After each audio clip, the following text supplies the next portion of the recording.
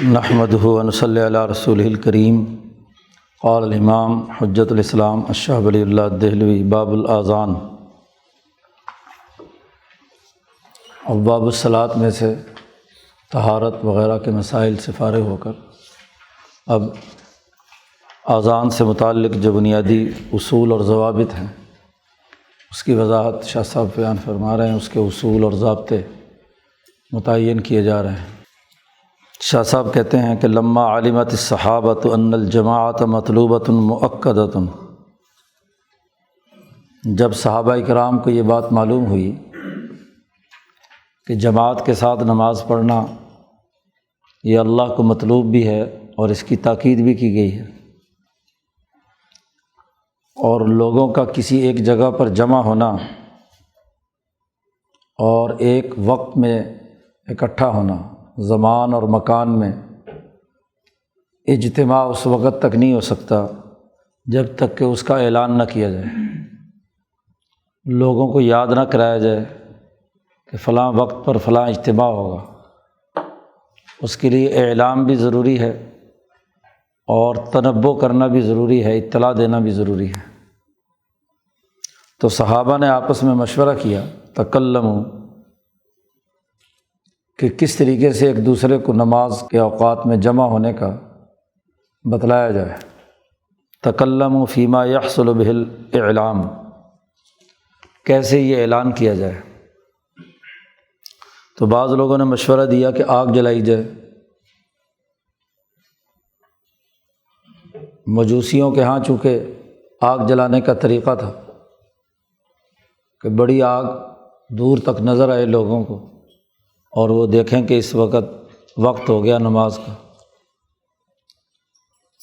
لیکن نبی اکرم صلی اللہ علیہ وسلم نے اسے منع فرما دیا کہ یہ مجوسیوں کی مشابہت ہے، آتش پرست جو آگ کو پوجتے ہیں ان کے ساتھ مشابہت ہے۔ پھر کچھ لوگوں نے ذکر کیا کہ قرن، سینگ لیتے تھے ایک بڑا سا کسی جانور کا، تو اس کی جو باریک طرف اوپر کی نوک ہے وہاں سوراخ کر لیتے تھے، تو وہاں سے آواز نکالی جائے تو وہ ایک مسلسل آواز نکلتی تھی جس سے لوگوں کو پتہ چل جاتا تھا کہ کسی کام کا وقت ہو گیا۔ انہوں نے اس کا ذکر کیا تو حضور صلی اللہ علیہ وسلم نے اس کو بھی رد کر دیا کہ یہ یہودیوں کا طریقہ ہے، یہودیوں کے ساتھ اس کی مشابہت ہے۔ پھر انہوں نے کہا وذکر الناقوس، ناقوس پیٹا جائے، ڈھول ایک بہت بڑا لکڑی کا یا کسی چیز کا بنا لیتے تھے برتن ٹائپ، اس کے اوپر ایک جھلی چڑھا لی چمڑے کی، جیسا کہ بعض پرانے زمانے میں مسجدوں میں وہ ڈھول ایک طرف سے یعنی بند ہوتا تھا، دونوں طرف سے، ڈھول تو دونوں طرف سے ہوتا ہے، تو یہ ناقوس جو ہے یہ نقارہ جسے کہتے ہیں، نقارہ پیٹا جائے۔ تو حضور نے اسے بھی منع کر رد کر دیا کہ یہ عیسائیوں سے مشابہت ہے، عیسائی اپنے گرجا گھر میں اسی طرح بلاتے ہیں، گھنٹیاں بجتی ہیں۔ فرجعوا من غیر تعیین، یہ مشورے چل رہے تھے اور لوگ کوئی طے کیے بغیر ہی سب اپنے اپنے گھروں کو چلے گئے۔ اب اس پورے عمل میں لوگوں کی شرکت ہے، لوگ ہی مشورے دے رہے ہیں، لوگ ہی رائے دے رہے ہیں، لیکن حضور صلی اللہ علیہ وسلم رد کر رہے ہیں بغیر کسی تعیین کے، وہ چلے گئے اپنے گھروں کو۔ تو رات کو خواب آیا، فأری عبداللہ ابن زید، حضرت عبداللہ ابن زید کو یہ خواب آیا اذان اور اقامت کا، فی منامہ ہی، نیند کی حالت میں سوتے ہوئے ان کو خواب آیا، یہ کلمات اذان کوئی انہیں سکھا رہا ہے۔ فذکر ذلک للنبی صلی اللہ علیہ وسلم، انہوں نے صبح اٹھتے ہی حضور صلی اللہ علیہ وسلم سے جا کر عرض کیا کہ اس طرح میں نے خواب میں یہ اذان کے کلمات سنے ہیں، اعلان کا یہ طریقہ سنا ہے۔ تو آپ صلی اللہ علیہ وسلم نے فرمایا رویا حق، سچا خواب ہے، اور بلال سے کہا کہ یہ اذان 2 بلال نے اذان دینا شروع کی تو عمر فاروق رضی اللہ تعالیٰ عنہ بھی اپنے گھر سے جلدی سے تیزی سے چادر گھسیٹتے ہوئے حضور کے پاس پہنچے کہ میں نے بھی رات یہی خواب دیکھا ہے، اور بھی کچھ لوگوں نے دیکھا۔ تو اس وقت سے یہ اذان کا سلسلہ شروع ہو گیا۔ اب شاہ صاحب اس پورے واقعے سے چند بنیادی اساسی اصول اخذ کر رہے ہیں۔ وَهَذِهِ الْقِصَّةُ دَلِيلٌ وَاضِحٌ، یہ پورا واقعہ اذان کے شروع ہونے کا اس بات کی واضح دلیل ہے، نمبر 1 کہ جتنے بھی شرعی احکامات ہوتے ہیں وہ کسی نہ کسی انسانی مصلحت کے لیے کی بنیاد پر ہوتے ہیں، بغیر مصلحت کے کوئی حکم شرعی جاری نہیں ہوتا۔ ان الاحکام انما شرعت لاجل المصالح، مصلحت انسانی مصلحت ہوتی ہے، اسی کی بنیاد پر احکام آتے ہیں۔ نمبر 2، دوسری بات یہ بھی واضح ہو گئی اس پورے قصے سے کہ وَأَنَّ لِلْاجْتِهَادِ فِيهَا مَدْخَلًا، کہ ایسے احکامات کے شرعی قوانین کی تشکیل میں اجتہاد کا عمل دخل ہے۔ صحابہ نے اجتہاد کیا، ہر ایک نے اپنی اپنی رائے دی، مشاورت ہوئی، تو یہ اذان کے کلمات بھی حضور صلی اللہ علیہ وسلم کو وحی میں آ کر فرشتے نے نہیں بتلائے، بلکہ صحابی کو خواب آیا ہے،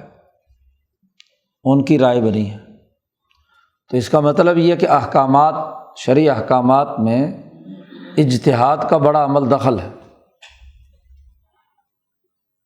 نمبر 3، اس قصے سے ایک اور یہ قانون بھی واضح ہو گیا کہ کسی بھی حکم کے حوالے سے، قانون سازی کے حوالے سے اصل بنیادی اساسی اصول انسانوں کے لیے سہولت کو پیش نظر رکھنا ہے۔ ان التیسیر اصل اصیل، انسانوں کے لیے سہولت اور آسانی وہ بنیادی اساسی اصول ہے کسی بھی حکم کو نافذ کرنے کے لیے۔ نمبر 4، اس پورے قصے سے ایک اور اصول بھی سامنے آیا کہ وہ اقوام جو گمراہی، ضلالت، کفر و شرک اور ظلم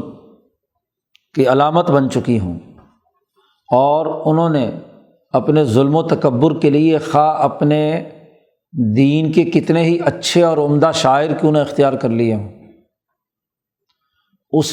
ظلم کے شاعر کی مخالفت لازمی اور ضروری ہے۔ مطلوب ان مخالفت اقوام مطلوب، اقوام کی مخالفت مطلوب ہے۔ ایسی اقوام جو ظالم ہیں، متکبر ہیں، شاعر دین کو خراب کرنے والی ہیں، ظلم و تکبر میں مبتلا ہے، تو ان کے شاعر کی مخالفت کرنا قانون سازی میں ضروری ہے۔ 5واں اصول یہ بھی معلوم ہوا کہ غیر نبی کو بھی سچا خواب آ سکتا ہے، ضروری نہیں ہے کہ انبیاء ہی کو سچا خواب آئے، غیر نبی کے کو بھی خواب میں ایک صحیح اور سچا حکم دیا جا سکتا ہے۔ فرشتہ آ کر صحابی کو سکھا رہا ہے۔ او النفس فی الروع علی مراد الحق، حق تبارک و تعالیٰ کی مراد پر کہ غیر نبی کی روح پر بھی سچا پیغام آ سکتا ہے۔ لیکن لا یکلف الناس بہ، لیکن کسی آدمی کو سچا خواب آئے تو باقی انسانوں کے لیے اس کی پابندی کرنا اس وقت تک لازمی نہیں ہے جب تک کہ نبی اس کی تصدیق کرے یا کوئی شرعی حکم اور نص اس کی تصدیق کرے، ورنہ تو ہر آدمی اپنے خواب کو سچا کہے گا جب تک شبہ ختم نہ ہو جائے، کیونکہ غیر نبی بہرحال کتنا ہی سچا خواب دیکھے تو شک و شبہ اس میں برقرار رہے گا۔ اس لیے کہا جاتا ہے کہ کسی بھی آدمی کا سچا خواب بھی حجت اور دلیل نہیں ہے تا وقت کہ شریعت کے کسی حکم کسی نص قطعی کی تائید میں ہو یا اس کے مطابق ہو، اس کے خلاف تو کسی صورت میں قابل قبول نہیں ہے۔ یہ 5 قوانین اس پورے قصے سے بنیادی طور پر قانون سازی کے حوالے سے اخذ ہوتے ہیں۔ پھر ایک اہم بات یہ بھی واضح ہو گئی کہ اللہ کی حکمت الہیہ کا تقاضا یہ ہے کہ جو نماز کے لیے اذان دی جائے وہ صرف اعلان ہی نہ ہو، یا لوگوں کو نماز کی صرف یادداشت ہی نہ ہو، بلکہ اس کے ساتھ دین کے کچھ شعائر شامل کر دیے جائیں۔ اگر صرف اعلان ہوتا تو صرف اتنا اعلان ہونا چاہیے تھا، حی علی الصلاۃ، لوگوں نماز کی طرف آؤ، اعلان تو ہو گیا، یا حی علی الفلاح صرف اتنا کہتے کافی تھا، اعلان تو ہو گیا، کوئی بلند آواز سے اعلان کرے کہ آؤ نماز کی طرف، بس۔ بلکہ یہ بھی ضروری ہے، بل یضم مع ذلک ان یکون من شعائر الدین، ایسی چیزیں اس کے ساتھ شامل کی جائیں جو دین کے شعائر میں سے ہوں، دین کی علامات، اس کا بنیادی فکر و نظریہ اس کے ساتھ وابستہ ہو، اور ایسے طریقے سے ہو کہ وہ جو پکار تمام لوگوں کے سامنے کی جائے اذان کی صورت میں، وہ ہر غافل اور ہر متنبہ آدمی کو 5 وقت بنیادی عقیدہ اور نظریہ یاد کرائے۔ محض اعلان ہی مقصد نہیں کہ نماز کے لیے آؤ، بلکہ اس کے ساتھ ساتھ وہ بنیادی عقیدہ، فکر اور نظریہ جو دین کے شاعر میں سے ہے، وہ سب لوگوں کو کیا ہے، یاد کرایا جائے 5 وقت۔ تنویہاً بالدین، دین کی عظمت اور اس کی اہمیت واضح کرنے کے لیے، اپنے سسٹم کے عظیم المرتبت ہونے کو واضح کرنے کے لیے۔ وَيَكُونُ قُبُولُهُ مِنَ الْقَوْمِ، اور اگر قوم اس اعلان کا جس میں عقیدے کا بھی اظہار کیا گیا ہے کہ اللہ بہت بڑا ہے، اللہ اکبر اللہ اکبر، اس بات کی گواہی دی گئی، اور گواہی بھی تمام انسانوں کے سامنے کہ اشہد ان لا الہ الا اللہ و اشہد ان محمد رسول اللہ، تو یہ بہت بڑی بات ہے۔ اس کی علی رؤوس الاشہاد، تمام لوگوں کے سامنے اعلان کرتے ہوئے گواہی دینا، اور قوم کا اسے قبول کر لینا کہ جو لوگ اس آواز سن کر نماز پڑھنے کے لیے آئیں، تو اس بات کا یہ اعلان ہے کہ اذان دینے والا بھی اور اس قوم کو جس نے یہ سنا ہے اور اس نے قبول کیا ہے، وہ سب اس سسٹم کو مانتے ہیں، اس کے فرما بردار ہیں، وہ اس سسٹم کی خلاف ورزی نہیں کریں گے، اس کے بنیادی فکر و عمل سے روگردانی نہیں کریں گے۔ تو فوجب ان یکون مرکبا من ذکر اللہ، جب حکمت الہیہ میں یہ بات لازمی ہوئی کہ شاعر دین کی کچھ چیزیں ساتھ شامل کی جائیں، صرف اعلان ہی نہ ہو، تو پھر اذان کو اللہ کے ذکر سے مرکب کیا گیا کہ اللہ اکبر ومن الشہادتین، اور شہادتین کہ اللہ کے بارے میں گواہی دینا کہ اس کے علاوہ کوئی خدا نہیں، اور محمد صلی اللہ علیہ وسلم کے بارے میں گواہی دینا کہ وہ اللہ کے رسول ہیں۔ والدعوۃ الی الصلاۃ، یہ گواہی دینے، اللہ کے نام کی بڑائی بیان کرنے کے بعد لوگوں کو نماز کی دعوت دی جائے کہ حی علی الصلاۃ حی علی الصلاۃ، لیکون مصرحا بما ارید بہ، جو مقصود ہے اس اعلان سے وہ صراحتاً کہ نماز پڑھنے کا مقصد بھی یہ گواہی دینا ہے اور اللہ کی بڑائی کا اعلان کرنا ہے۔ یہاں تک تو اذان کے جو بنیادی الفاظ اور ان کی ساخت ہے، اس کے پیچھے جو حکمت کار فرما ہے، اس کی جو قانونی نوعیت ہے وہ بیان کر دی۔ پھر شاہ صاحب یہ بات بھی بیان کرتے ہیں کہ اذان کے چند طریقے ہیں، 2 طریقے ہیں، 2 طرح سے اذان ہے۔ ایک کو امام شافعی رحمۃ اللہ علیہ نے اختیار کر لیا، صحابہ سے ثابت ہے، اور ایک طریقہ وہ ہے جسے امام اعظم امام ابو حنیفہ نے اختیار کر لیا۔ شاہ صاحب کہتے ہیں کہ اذان کے 2 طریقے ہیں، ان میں سب سے صحیح ترین طریقہ یعنی سند کے اعتبار سے، جو روایت کے اعتبار سے ہے، وہ طریقۃ بلال رضی اللہ عنہ،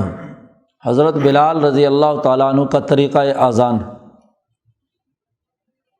فکان الاذان علی عہد رسول اللہ صلی اللہ علیہ وسلم مرتین، حضور اقدس صلی اللہ علیہ وسلم کے زمانے میں اذان ہر کلمہ 2 مرتبہ کیا جاتا ہے، اور والاقامۃ مرتن، جب اقامت کہیں گے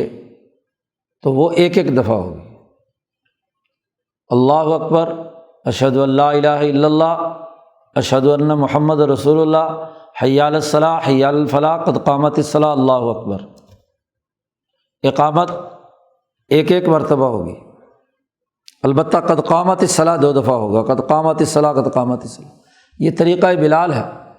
اور اسے امام شافعی نے اختیار کیا ہے، اور حرمین میں یہی طریقہ ہے۔ اذان تو ڈبل ہے لیکن اقامت وہاں سنگل، مسجد نبوی میں بھی اور مسجد حرام میں بھی۔ دوسرا طریقہ ابو محذورہ کا ہے، یہ امام اعظم امام ابو حنیفہ نے اختیار کیا ہے کہ اذان اور اقامت دونوں ڈبل ہے، دونوں کے لیے وہی جملے ہیں۔ ابو محذورہ کا طریقہ یہ وہ ہے کہ یہ ایک چھوٹے صحابی تھے، 9 عمر بچے، قافلے ان کی بستی کے پاس سے، ان کا پورا خاندان غیر مسلم تھا، مشرک تھے یہ لوگ، تو وہاں سے صحابہ کے قافلے گزرتے تھے، تو کچھ لوگ جو ہیں ظاہر صحابہ کے لشکر میں اذان دی جاتی تھی، تو انہوں نے ابو محذورہ، یہ 7-8 سال کے جیسے بچے نقل اتارتے ہیں، تو یہ انہوں نے نقل اتارنا شروع کر دی۔ اب ان کو بھی نہیں پتہ اور باقیوں کو بھی نہیں پتہ کہ کیا پڑھ رہا ہے بچہ،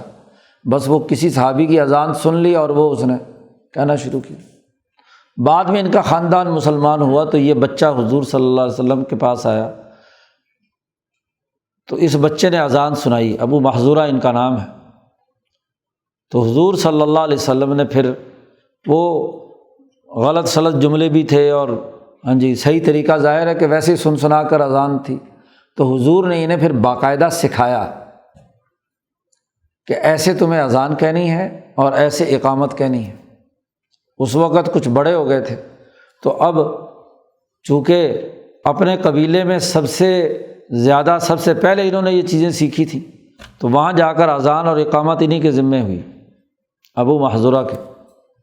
تو علمہ النبی صلی اللہ علیہ وسلم، پہلے والا جو طریقہ بلال کا ہے وہ علی عہد النبی صلی اللہ علیہ وسلم، وہاں عبداللہ ابن زید نے خواب سنایا تھا، تو جیسے خواب سنایا بلال نے ویسے اذان دینا شروع کر دی۔ اور یہ طریقہ جو ابو محذورہ والا ہے، اس کو خود نبی اکرم صلی اللہ علیہ وسلم نے انہیں تعلیم دی کہ اذان ایسے نہیں، ایسے پڑھا کرو، اور اقامت بھی، دونوں چیزیں حضور نے سکھائیں صلی اللہ علیہ وسلم۔ تو یہ طریقہ جو ہے اس میں اذان اور اقامت دونوں ڈبل پڑھے جائیں گے۔ جیسے ہمارے ہاں اقامت کے بھی وہی کلمات ہیں، صرف قد قامت الصلاۃ کا فرق ہے۔ تو یہ نبی اکرم صلی اللہ علیہ وسلم نے انہیں سکھایا تھا۔ تو صحابہ سے چونکہ دونوں طریقے مروی ہیں، تو کوئی جو بھی طریقہ، امام شافعی نے ایک طریقہ اختیار کر لیا، امام ابو حنیفہ نے ایک طریقہ اختیار کر لیا۔ شاہ صاحب کہتے ہیں میرے نزدیک یہ کوئی بنیادی اختلاف نہیں ہے، اس اختلاف کی مثال ایسے ہی ہے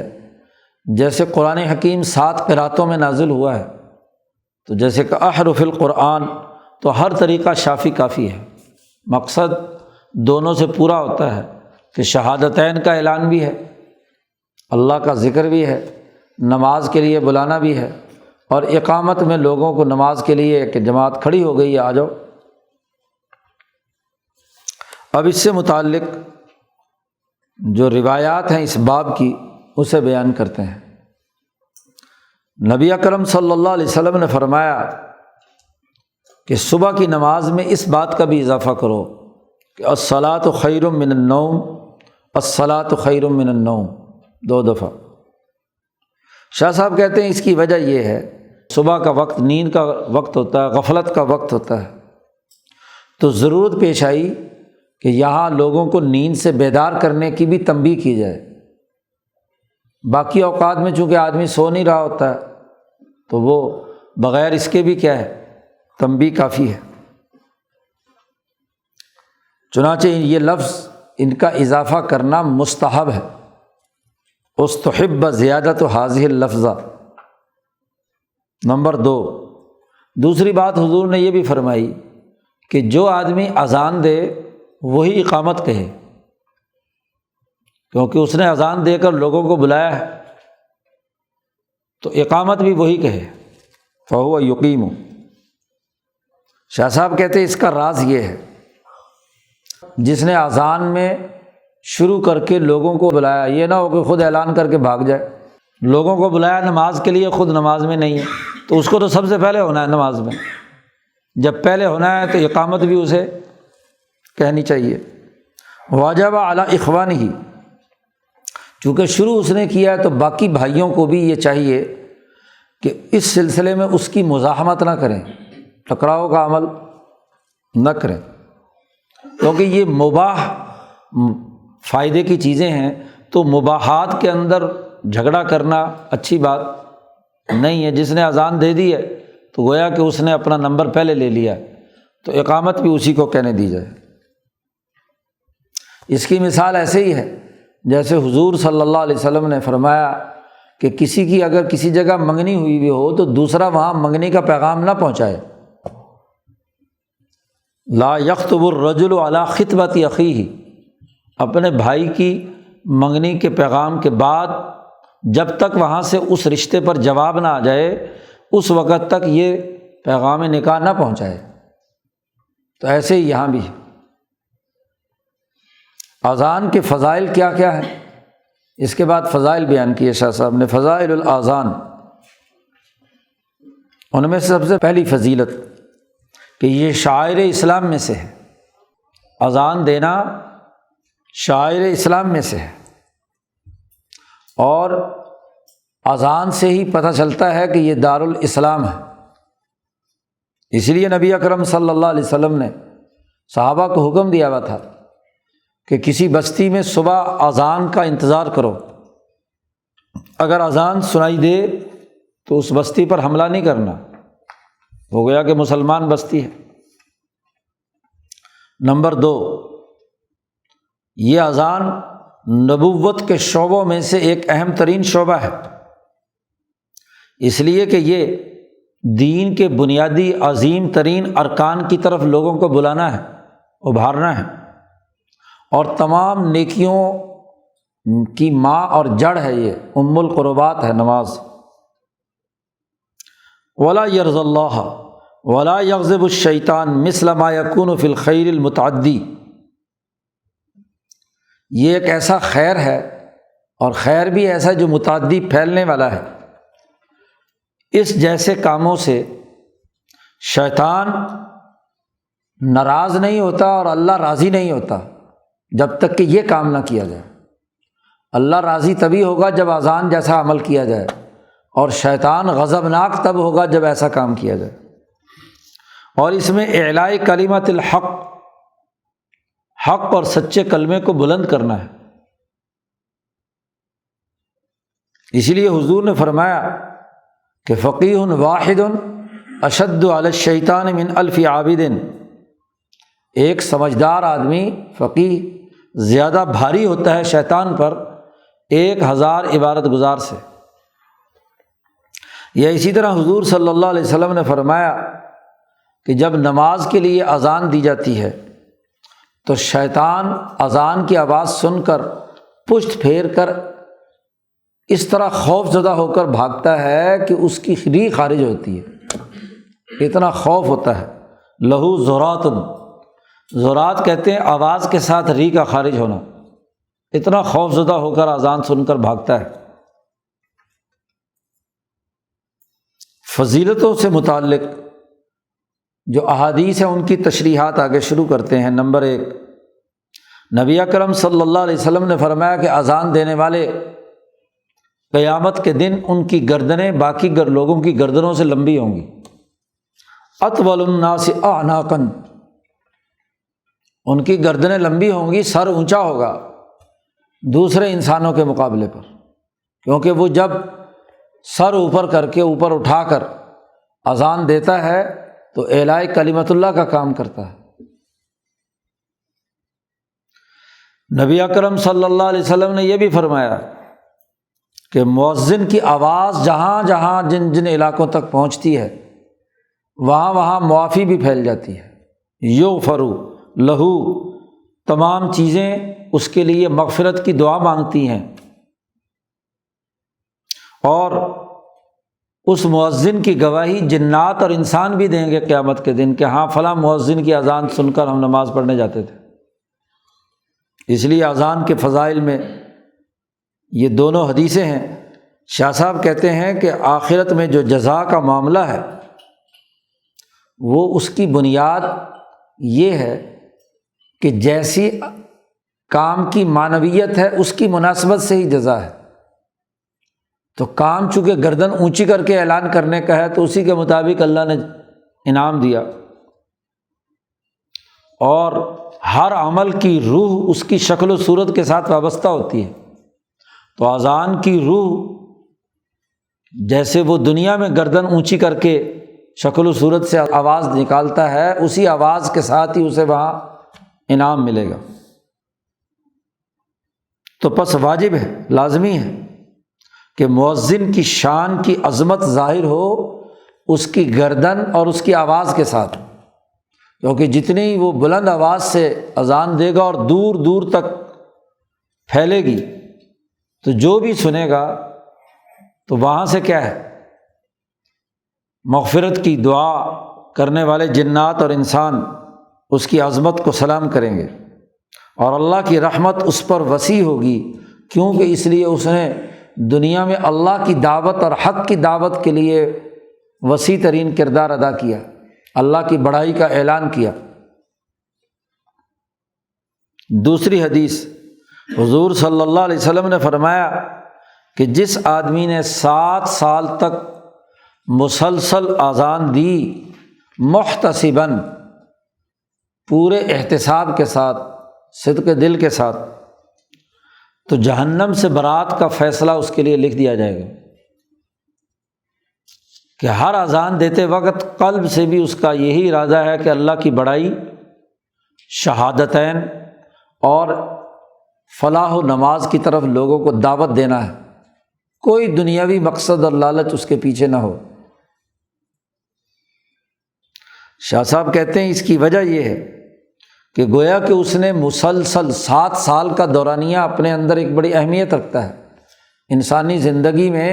7 سال بہت اہم ہے۔ 7 سال کے بچے کو ہی نماز پڑھنے کا حکم دیا گیا ہے۔ انسان کے جسم کی نشو و نما اور ارتقاء میں 7 سال کی تقسیم ایک بنیادی کردار ادا کرتی ہے۔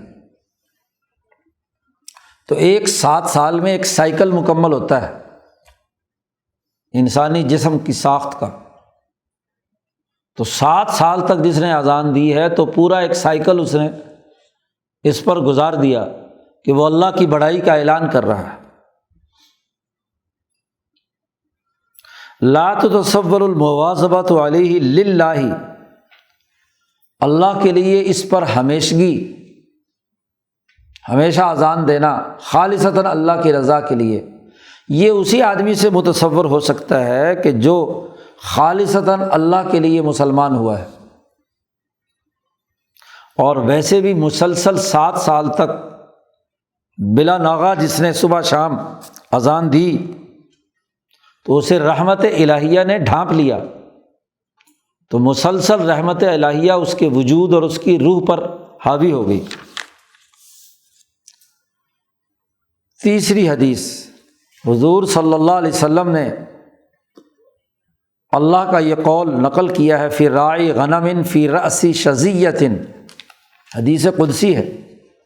کہ پہاڑ کی چوٹی پر ایک بکریاں چرانے والا چرواہا وہ جب اذان دیتا ہے تو اللہ اپنے فرشتوں سے یہ بات کہتا ہے کہ انظروا الی عبدی ھذا، او فرشتوں دیکھو میرے اس بندے کو کہ اس نے اذان بھی دی، اقامت بھی پڑھی، میرے ڈر سے، مجھ سے ڈرتا بھی ہے، میں نے اسے معاف کر دیا اور اس کو جنت میں داخل کر دیا۔ کوئی اس کو دیکھنے والا نہیں تھا، چرواہا اکیلا بکریاں چرا رہا، وہاں بھی اس نے اذان دی، اللہ کا نام بلند کیا اس پہاڑ پر۔ تو تم تو کہتے تھے کہ یہ انسان دنیا میں خون بہائیں گے، فساد بچائیں گے، دیکھو یہ چرواہا میرا نام پکار رہا ہے، یہاں کوئی اس کو دیکھنے والا بھی نہیں ہے، اذان بھی دی، اقامت بھی پڑھی اور نماز بھی پڑھی اس نے۔ شاہ صاحب کہتے ہیں کہ جو حدیث کا جملہ آیا یخاف منی، کہ میرے ڈر سے اس نے یہ سارا کام کیا ہے، یہ دلیل ہے اس بات پر کہ اعمال اسی وقت معتبر ہوتے ہیں کہ وہ عمل کس جذبے اور کس داعیے سے کیا گیا ہے۔ اللہ کے ڈر سے کیا گیا ہے تو اس کا ایک نتیجہ ہے، اور اگر ریاکاری کے لیے ہے تو اس کا دوسرا نتیجہ ہے۔ اور دوسرا یہ کہ اعمال کی شکل و صورت ہوتی ہے، اور یہ جو داعیہ یا جذبہ ہے یہ اس کی روح ہوتا ہے۔ تو اللہ سے ڈرنا اور اللہ کے لیے اخلاص کے طور پر کام کرنا یہ اس کی مغفرت کا سبب بنا۔ چوتھی حدیث کہ جب یہ اذان شاعر دین میں سے ہے، چوتھی بات دین کے شاعر میں سے ہے، تو اس کو اس طور پر نافذ کیا گیا کہ جس سے قوم ہدایت الہیہ کو قبول کرے اور اس کی یہ قبولیت سارے لوگوں کو معلوم ہو کہ کون ہے جو اس اذان کی آواز سن کر مسجد میں آ رہا ہے، کون اس کو قبول کر رہا ہے، تو اس کا پتہ چلے گا۔ لِتَكُونَ مُصَرَّحَةً بِمَا أُرِيدَ مِنْهُمْ، تصریح سے پتہ چل گیا، وضاحت سے، کہ اس اذان کو سن کر کون ہے جو مسجد میں آ کر نماز پڑھے گا۔ اسی لیے اذان سن کر اس کا جواب دینے کا حکم دیا گیا کہ جو شہادتین اور ذکر ہے اس کا انہی الفاظ میں اسے جواب دینا ہے۔ اللہ اکبر کا جواب بھی اللہ اکبر، اشہد ان لا الہ اور اشہد ان محمد رسول اللہ، دونوں کا جواب بھی وہی شہادتین۔ اور نماز اور فلاح کی دعوت کا جواب، حی علی الصلاۃ اور حی علی الفلاح کا جواب جو ہے وہ دینا ہے لا حول ولا قوت الا باللہ العلی العظیم سے۔ کیوں؟ اس لیے کہ اگر وہ بھی یہی پکارے حی علی الصلاۃ اور حی علی الفلاح تو وہم پیدا ہوتا ہے کہ وہ اس طاعت کو قبول کرنے کا اقدام کر رہا ہے کسی عجب اور تکبر کی وجہ سے، اپنے آپ کو اچھا سمجھتے تھے، تو اس لیے جواب میں اسے حی علی الصلاۃ حی علی الفلاح نہیں کہنا کہ جی میں نماز پڑھنے آ رہا ہوں، جی یہ نہیں، بلکہ یہ کہے کہ لا حول ولا قوت، میرے اندر تو طاقت اور قوت نہیں ہے، اللہ مجھے توفیق دے تو میں اس دعوت کو قبول کر کے نماز پڑھوں گا، ارادہ عزم میں کرے، لیکن اپنے جسم کی جو کمزوری ہے، طاقت قوت کی کمی ہے، اس کا اعتراف کرے تاکہ عجب پیدا نہ ہو۔ جس آدمی نے بھی یہ جواب، اذان کا جواب دیا خالصا من قلبہ، اپنے دل کے خلوص سے، تو دخل الجنہ، جنت میں داخل ہو گیا، جیسا کہ حضرت عمر رضی اللہ تعالیٰ عنہ کا جملہ ہے، لأنہ شبح الانقیاد، اس لیے کہ یہ فرما برداری کی علامت ہے، اور واسلام الوجہ للہ، اپنے چہرے کو اللہ کے سامنے سپرد کر دینا ہے، اسلام سپرد کر دینا، فرما برداری اختیار کرنا۔ وَأُمِرَ بِالدُّعَاءِ لِلنَّبِيِّ صلی اللہ علیہ وسلم، پھر اذان کا جواب دینے کے بعد مسلمانوں کو یہ بھی حکم دیا گیا ہے کہ وہ نبی اکرم صلی اللہ علیہ وسلم کے لیے دعا کریں، جو اذان کی دعا سکھائی جاتی ہے، تاکہ اپنے دین کی قبولیت کی معنویت تکمیل کو پہنچ جائے، اور حضور صلی اللہ علیہ وسلم کی محبت کو اختیار کرنے سے دین کامل ہوتا ہے۔ تو جو اذان کی دعا ہے جواب میں،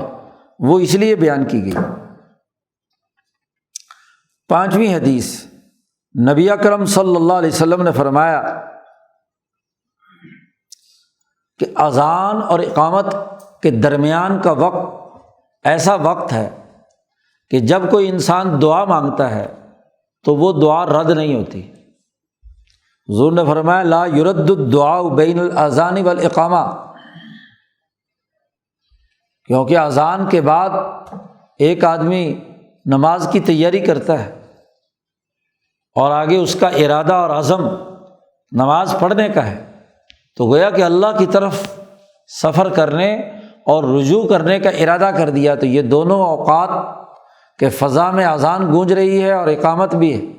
اس کے درمیان آدمی جو دعا مانگتا ہے وہ ضرور قبول ہوتی ہے۔ اقول، شاہ صاحب اس حدیث کی تشریح میں فرماتے ہیں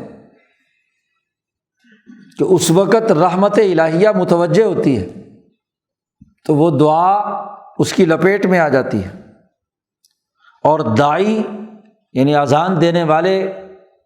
کی طرف سے جو اذان دی گئی ہے اس کے سامنے انسان فرما بردار ہوتا ہے تو دل اللہ کی طرف متوجہ ہوتا ہے، تو توجہ سے جتنی دعا مانگی جائے اتنی ہی قبول ہوتی ہے۔ 6 حدیث، حضور صلی اللہ علیہ وسلم نے ارشاد فرمایا کہ بلال رات میں اذان دیتے ہیں،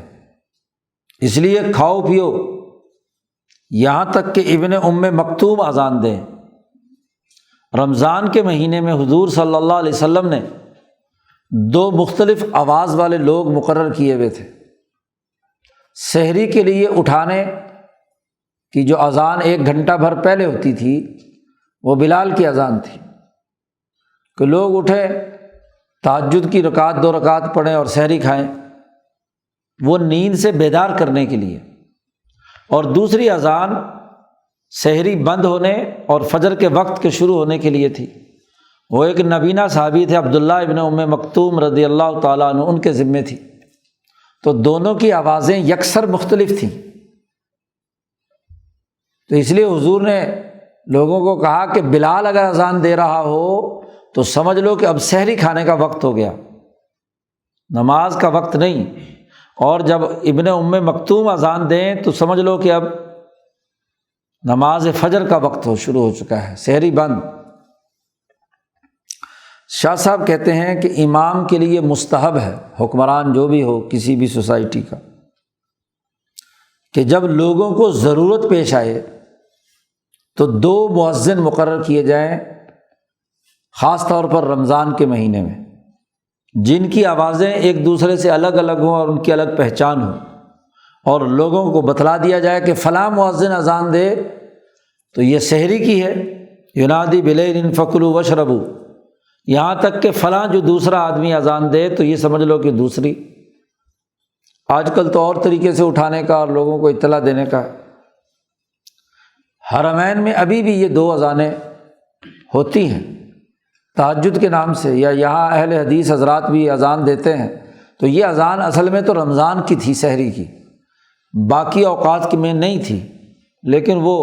انہوں نے باقی پورے سال میں بھی تہجد کے طور پر اس کو شروع کر دیا، یہ تہجد کی اذان ہے۔ لیکن لوگ چونکہ وہی مؤذن ہوتا ہے، مسئلہ یہ ہے، اور پھر اذان آج کل سپیکر میں ہے تو اس سے بڑی غلط فہمیاں آج کل پیدا ہوتی ہیں۔ جی ابھی وقت ہوتا نہیں، خاص طور پر عورتیں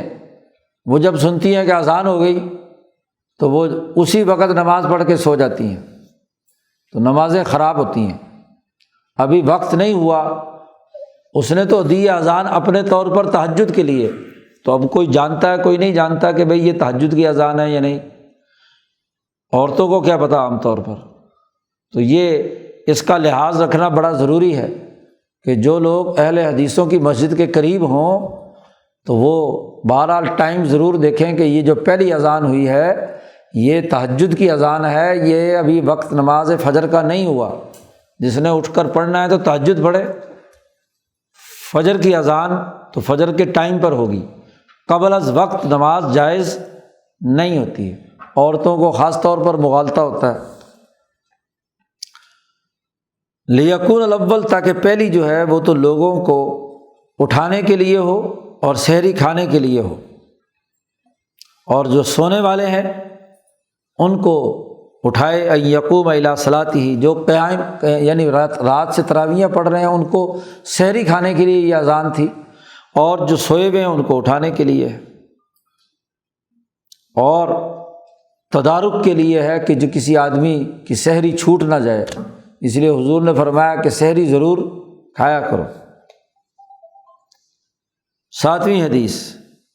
کہ جب نماز کھڑی ہو جائے تو حضور نے فرمایا اقامت کہی جا رہی ہو تو اقامت شروع ہو تو دوڑتے ہوئے نہ آیا کرو، فلا تأتوها تسعون۔ اول میں تو اذان کے بعد آ کر پہلے ہی صفوں میں سیدھے طریقے سے بیٹھنا چاہیے، ہوتا ہی ہے کہ اذان کے بعد ادھر ادھر پھرتے رہتے ہیں، اور جیسے اقامت شروع ہوتی ہے تو پھر دبڑ دبڑ دبڑ جی دوڑتے ہوئے آتے ہیں۔ تو یہ اس زمانے کی بھی عادت تھی، ہاں جی، تو حضور نے سختی سے منع کیا، لا تسعون، صحیح کہتے ہیں تیزی سے دوڑ کر چلنا، بلکہ حضور نے فرمایا وَأْتُوهَا تمشون، وقار اور اطمینان کے ساتھ چلتے ہوئے آؤ، تمشون مشی، اور ایک ہے سعی، سعی جو ہے وہ دوڑ کر چلنا اور وہ بھی درمیانی چال،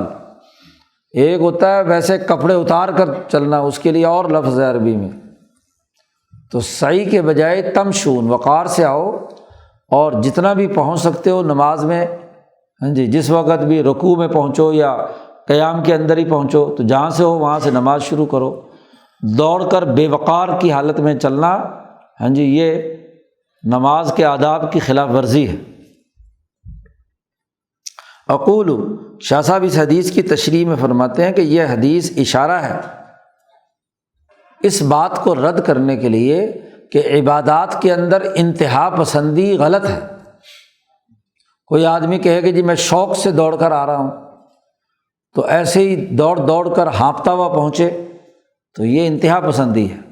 نہیں، اطمینان کے ساتھ وقار کے ساتھ انسانوں کے طور پر آؤ اور جتنی نماز ملے اتنی میں شریک ہو جاؤ۔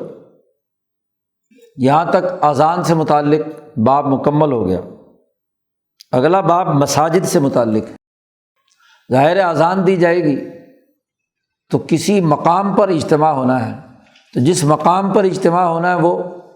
مسجد ہے۔ باب المساجد، سب سے پہلے مسجد بنانے کے فضائل، فضائل بناء المسجد، اور مسجد میں بیٹھنے، عبادت کرنے کے اور نماز کا انتظار کرنے کے فضائل سے متعلق جو احادیث ہیں وہ بیان کرتے ہیں۔ نمبر 1، مسجد شعائر اسلام میں سے ہے، یہ اجتماع گاہ ہے، تربیت کا مرکز ہے، اس لیے شعائر اسلام میں سے۔ نبی اکرم صلی اللہ علیہ وسلم نے ارشاد فرمایا کہ جب کسی بستی میں تم مسجد دیکھو، کسی شہر میں، کسی ملک میں، یا کسی مؤذن کی اذان سنو تو وہاں قتال مت کرو، لڑائی مت کرو، اس سے معلوم ہوا کہ وہاں مسلمان رہتے ہیں۔ فلا تقتلوا احدا، کسی کو وہاں قتل مت کرو، لڑائی کے دوران کی بات ہو رہی، جنگ کی حالت میں بات ہو رہی ہے۔ نمبر 2، یہ مسجد نماز پڑھنے کا مقام ہے، محل ہے، عبادت گزاروں کا معتکف ہے، اعتکاف کی جگہ ہے، مطرح الرحمہ، رحمت کے نزول کا مقام ہے، وَيُشْبِهُ الْكَعْبَةَ مِنْ وَجْهٍ، ایک پہلو سے یہ کعبہ کے مشابہ ہے، کیونکہ کعبہ کے رخ پر بنائی گئی ہے، کعبہ کی طرف متوجہ کرنے کے لیے بنائی گئی ہے، اس لیے ایک اعتبار سے آپ کے محلے میں، آپ کے شہر میں یہ کعبہ سے مشابہ ہے۔ اسی لیے نبی اکرم صلی اللہ علیہ وسلم نے فرمایا، اس کی دلیل بیان کر رہے ہیں کہ آپ صلی اللہ علیہ وسلم نے فرمایا کہ جو آدمی اپنے گھر سے باوضو ہو کر فرض نماز کے لیے مسجد میں آیا تو اس کو اجر ملے گا اس حاجی کی طرح جو حرم میں نماز پڑھنے کے لیے آیا ہے۔ محرم احرام باندھ کر، تو احرام طہارت کی علامت ہے، تو یہ گھر سے وضو کر کے آیا ہے تو اس کو حضور نے حاجی قرار دیا۔ تو جو کعبہ کی طرف جائے تو وہ حاجی ہوتا ہے۔ تو اس کا مطلب یہ کہ یہ مسجد کعبہ سے مشابہت رکھتی ہے، اس لیے گویا کہ اس کو ایسے حاجی جس نے احرام پہنا ہوا ہے اس کے مشابہ قرار دیا۔ اور حضور صلی اللہ علیہ وسلم نے فرمایا یہ تو فرض نماز کے لیے جو آئے، اور جو آدمی نفل نماز کے لیے آیا، من خرج الی تسبیح الضحیٰ، چاشت کی نماز پڑھنے کے لیے نفلی نماز ہے 9-10 بجے مسجد میں آیا تو لا ینصبہ الا ایاہ، صرف یہی مقصد ہو اس کا وہاں جانے کا اور کوئی دنیاوی غرض مسجد میں جانے کی نہ ہو، تو اس کا اجر ایسے ہی جیسے کسی نے عمرہ کر لیا، کا اجر المعتمر۔ آج کل تو چاشت کے وقت نماز ہی بند ہوتی، تالے لگے ہوئے ہوتے ہیں مسجدوں میں جی۔ اول میں تو چاشت کوئی پڑھتا نہیں جی، اور اگر کوئی پڑھنا بھی چاہے تو فجر کے بعد تالا لگا دیتے ہیں، کیونکہ خطرہ ہوتا ہے کہ کوئی نہ کوئی چوری نہ ہو جائے، پنکھا اتار کر نہ لے جائے، ٹوٹیاں نہ اتار کر لے جائے۔ عجیب تماشا ہے جی۔ تو اس لیے یہ عمرے اور حج کی جو حضور نے اجر کی مشابہت بیان کی ہے، اس سے معلوم ہوا کہ مسجد من وجہ کعبہ ہے۔ اسی طرح حضور صلی اللہ علیہ وسلم نے فرمایا کہ جب تم جنت کے باغوں میں سے کسی باغ کے پاس سے گزرو تو وہاں ضرور چر لیا کرو، باغیچہ اچھا ہو، پھل لگے ہوئے ہوں تو وہاں ضرور پھل کھا لینے چاہیے کسی اچھے باغ، جنت کا باغ سے۔ تو صحابہ نے پوچھا ما ریاض الجنہ، جنت کا باغ کون سا ہے؟ تو حضور صلی اللہ علیہ وسلم نے فرمایا مساجد، مسجد بھی تو ریاض الجنہ ہے۔ عجیب بات ہے، یہ پاکستانی جا کر وہاں ریاض الجنہ میں حرم میں لڑتے اور جھگڑتے ہیں، بدتمیزی کرتے ہیں، لائن لگی ہوئی ہوتی ہے، کھڑے میں پورا 4 گھنٹے کھڑے رہتے ہیں کہ جی ریاض الجنہ میں جا کر نماز پڑھنی ہے، دھکم پیل کر رہے ہوتے ہیں، اور وہ جو جہاں باقی کاموں میں کرتے ہیں ویسے ہی وہاں کونیاں مارتے ہیں، شور شرابہ، لائن توڑ دی تو نے یوں کر دیا۔ حالانکہ وہاں موٹی آیت سے لکھا ہوا ہے، آیت لکھی ہوئی ہے کہ نبی کی مسجد میں اور نبی کی موجودگی میں آوازیں بلند کرنا تمہارے اعمال کو ضائع کرنے کے مترادف ہے۔ لا ترفعوا اصواتکم فوق صوت النبی، حضور کی آواز سے بلند اپنی آواز مت کرو، کہیں تمہارے عمل ہی ضائع نہ ہو جائے۔ ان تحبط اعمالکم وانتم لا تشعرون، تمہارے اعمال ضائع ہو جائیں اور تمہیں شعور بھی نہ ہو۔ بے ادبی، نبی کے سامنے بے ادبی ہے یہ۔ روضہ رسول صلی اللہ علیہ وسلم میں حضور تشریف فرما ہے، زندہ ہے، ان کی موجودگی کے اندر اتنی بلند آواز کے ساتھ شور شرابہ، صرف کیا جی ریاض الجنہ میں 2 نفل پڑھنے، وہ اتنی سی تو جگہ ہے، اور وہاں بھی دھکم پیل ایک دوسرے کو مار رہے ہیں۔ نفل کیا ہوتی ہے وہاں؟ کوئی کسی کی پشت پر سجدہ کر رہا ہے، کوئی کسی کے پاؤں میں گھس رہا ہے، ہاں جی، اس لیے کہ جی ثواب حاصل کرنا جنت میں۔ باقی ساری مسجد کو بھی تو حضور نے ریاض الجنہ کہا ہے جی۔ اور انسانوں کو نقصان پہنچانا، ایذا پہنچانا یہ حرام ہے، اور ریاض الجنہ میں نماز پڑھنا ذرا مستحب ہے، سنت ہے بس، لیکن ان کو تو بہشتی دروازے سے گزرنا ہے، چاہے ڈنڈے کھائیں۔ یہ پاکستانی، ہندوستانی، بنگالی، ان سب کی ایک ہی نیچر ہے، اور وہ کالے حبشی جی۔ ترکی والے بڑے باوقار طریقے سے جگہ ہو موقع ہو تو چلے جاتے ہیں، ورنہ نہیں۔ تو جن کے دلوں میں ادب و احترام ہے وہ اس کا لحاظ رکھتے ہیں۔ پھر وہاں کے وہ جو شرطے ہیں وہ بھی ایسے ہی شور مچایا ہوا ہوتا ہے، انہوں نے بھی ڈنڈے گھما رہے ہوتے ہیں، برا بھلا یلا یلا آسمان سر پہ اٹھایا ہوا ہوتا ہے۔ تو دونوں طرف سے ایک ہی حال یہ بہت بڑی بے ادبی ہے۔ مسجدوں کو اللہ پاک نے یہاں ریاض الجنہ، نبی اکرم صلی اللہ علیہ وسلم ریاض الجنہ کہا ہے، وہاں تو نماز پڑھنے کی توفیق نہیں ہوتی۔ مسجد میں جائیں گے، فیصل مسجد میں جائیں گے، بھونگ والی مسجد میں جائیں گے اور تصویر بازی کریں گے، تماشا لگایا ہوا ہوتا، کسی کو توفیق نہیں ہوتی کہ 2 نفل نماز پڑھ لیں۔ یہاں کوئی شاندار مسجد کا پتہ چلے، بادشاہی مسجد لاہور میں، وہاں بھی تماشا لگا ہوا ہوتا ہے۔ بھائی ریاض الجنہ میں سے ہے، وہاں اس کا تو ادب ہی یہ ہے کہ وہاں نماز پڑھی جائے، تاکہ وہ زمین، وہ جگہ گواہی دے کہ اس نے یہاں کیا ہے، نماز پڑھی اللہ کے لیے۔ نمبر 3،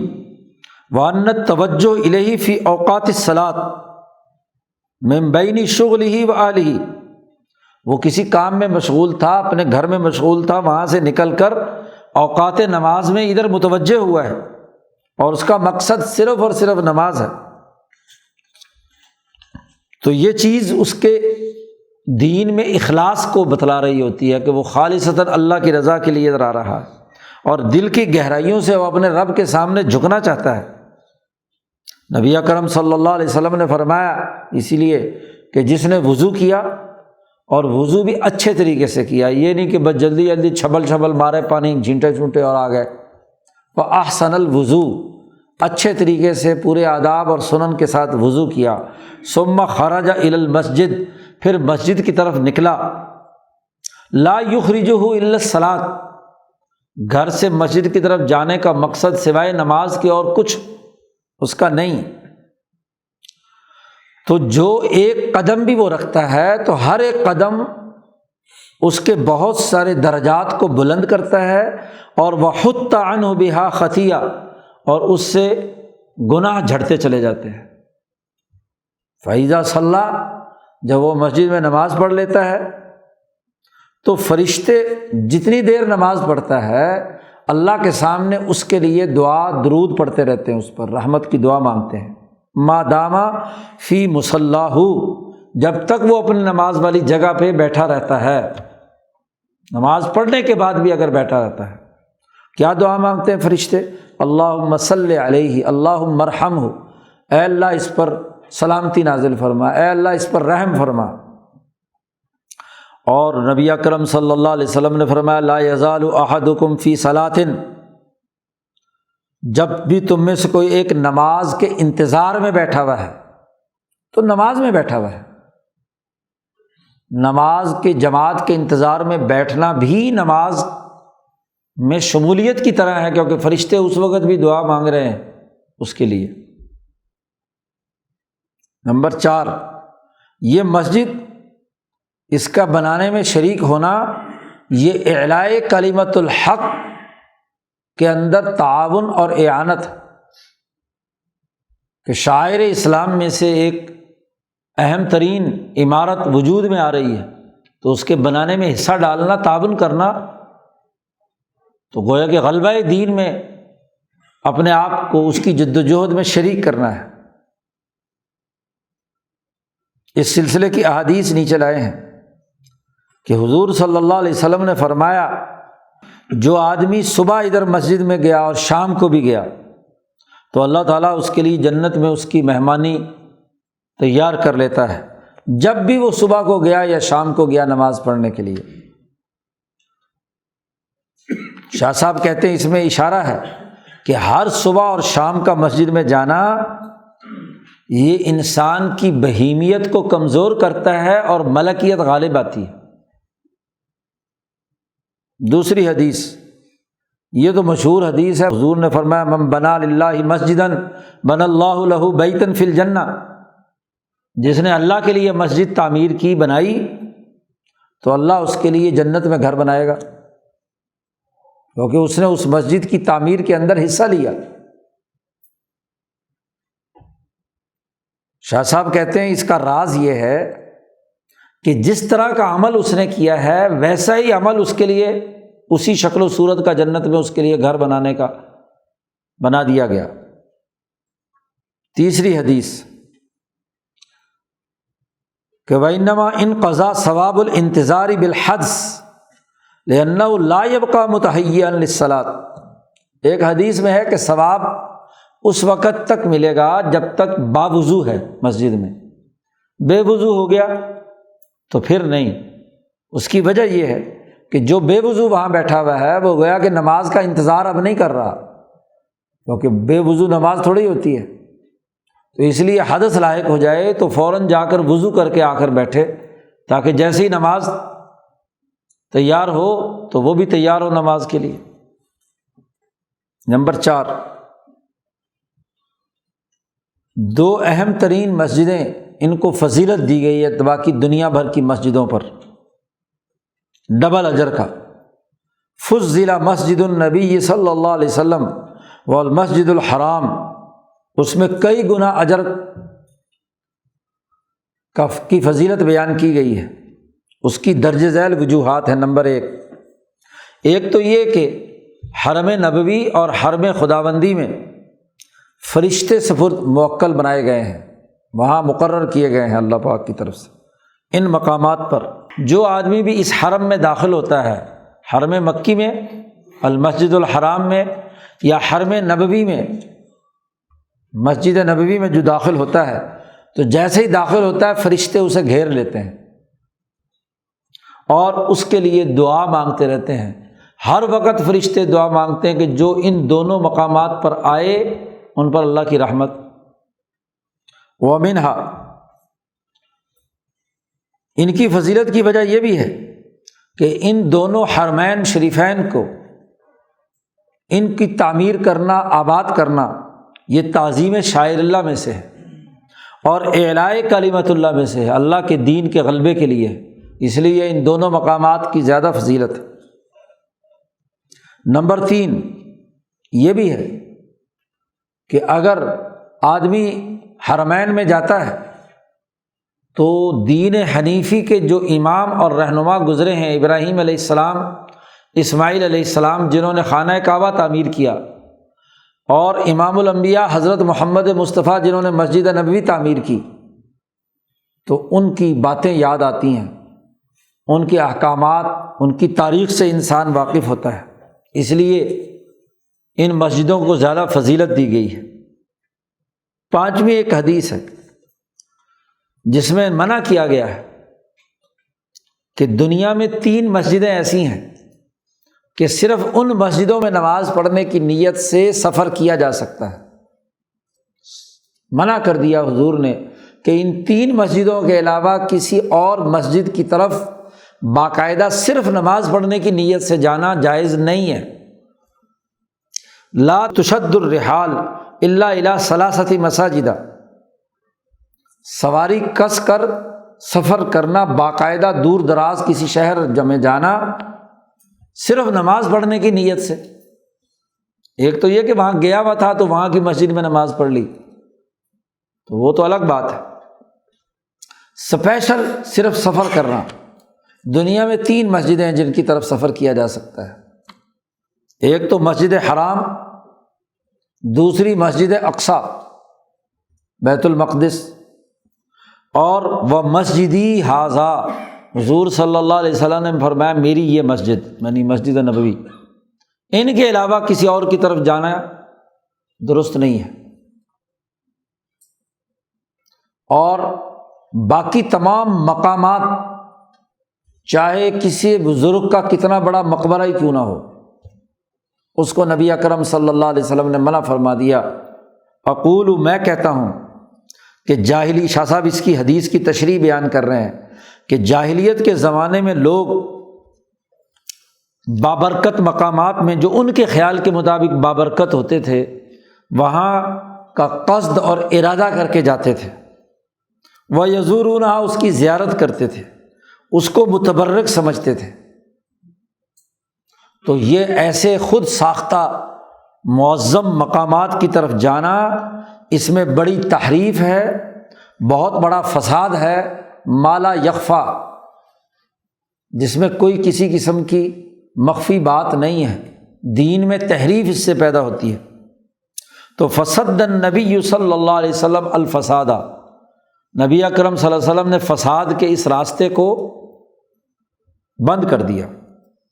تاکہ ایسا نہ ہو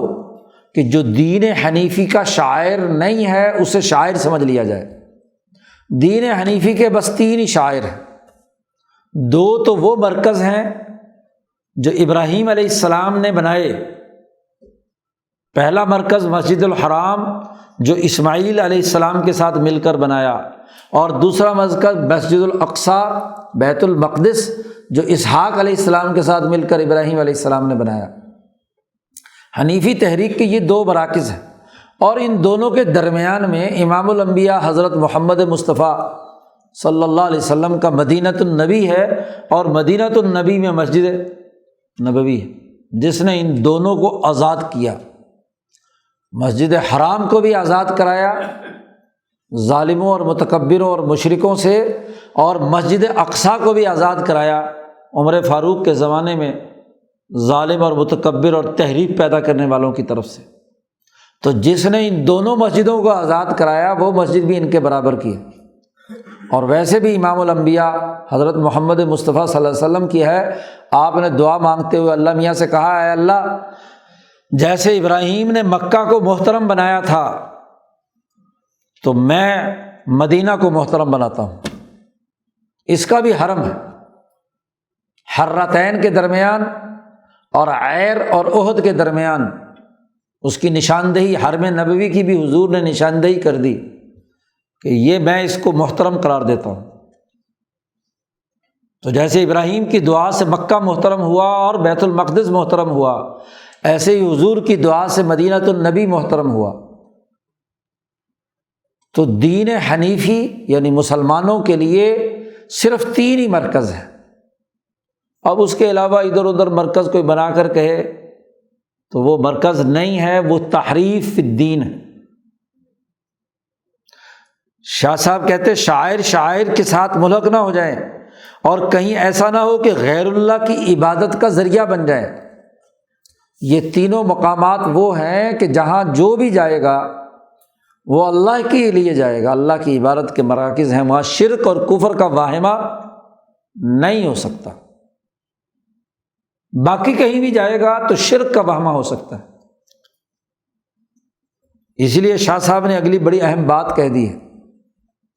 والحق عندی، میرے نزدیک حق بات یہ ہے کہ کسی قبر پر بھی جانا اس نیت سے، اور ومحل عبادتی ولی من اولیاء اللہ والطور، اولیاء اللہ میں سے کسی ولی کی عبادت کرنے کی جگہ کو متبرک سمجھ کر جانا، پاک پتن شریف، داتا دربار، نجف اشرف، ہاں جی، قم شریف، زینب کا مقبرہ، جی امام علی رضا کا مقبرہ، کسی بھی قبر پر جانا وہ اس ممانعت کے اندر شامل ہے، ناجائز ہے وہاں جانا۔ کیوں؟ کہ شرک کا واہمہ ہے۔ ویسے ایک آدمی وہاں سے گزر رہا ہے تو بزرگ پر فاتحہ پڑھے، ٹھیک ہے جی، لیکن عبادت کی نیت سے وہاں جانا کہ اسی مسجد میں جا کر نماز پڑھنی ہے، اور وہ بھی دور شہر سے باقاعدہ شد رحال کر کے آنا۔ جو تو اس شہر میں رہتے ہیں، اس علاقے میں رہتے ہیں تو ٹھیک ہے، ایصال ثواب کی نیت سے چلے جائیں، لیکن باقاعدہ قصد اور ارادہ کر کے آنا، اور انہیں بھی اب زیارات قرار دینا، اس کے لیے بھی باقاعدہ ٹریول ایجنٹ بنانا اور سفر کرنا۔ شاہ صاحب کہتے ہیں یہ اس نہی میں شامل ہے، کل ذالک سواء فی النہی، اس نہی میں شامل ہے، کیونکہ اس سے دین حنیفی کے جو اصل 3 مراکز ہیں جی، ان کو چھوڑ کر خود ساختہ مراکز بنانا ہے۔ کسی بزرگ کی بھی قبر کی نیت سے وہاں جانا درست نہیں ہے، سفر کر کے جانا۔ اس کو شاہ صاحب کہتے ہیں حق بات یہ، اس کی بڑی تفصیل تو تفہیمات الہیہ میں شاہ صاحب نے اس کی وجوہات بیان کی ہیں۔ مسجد کے بنانے کی فضیلت بیان کرنے کے بعد آداب المسجد، مسجد کے آداب کیا ہے؟ پہلا ادب تو مسجد کی تعظیم کرنا ہے، مواخذۃ نفسہ، اپنے نفس کا مواخذہ کرنا ہے کہ اس کا دل اس مسجد کی عظمت پر جمع ہمت رکھے، اور اس کے دخول کے وقت غفلت کی حالت نہ ہو۔ اس لیے کہ حضور صلی اللہ علیہ وسلم نے فرمایا کہ جب تم میں سے کوئی آدمی مسجد میں داخل ہو تو اسے یہ دعا پڑھنی ہے، اللہم افتح لی ابواب رحمتک۔ اور جب مسجد سے میں داخل ہو، حضور نے اگلی حدیث میں فرمایا تو 2 رکعت نماز تحیۃ المسجد ضرور پڑھے،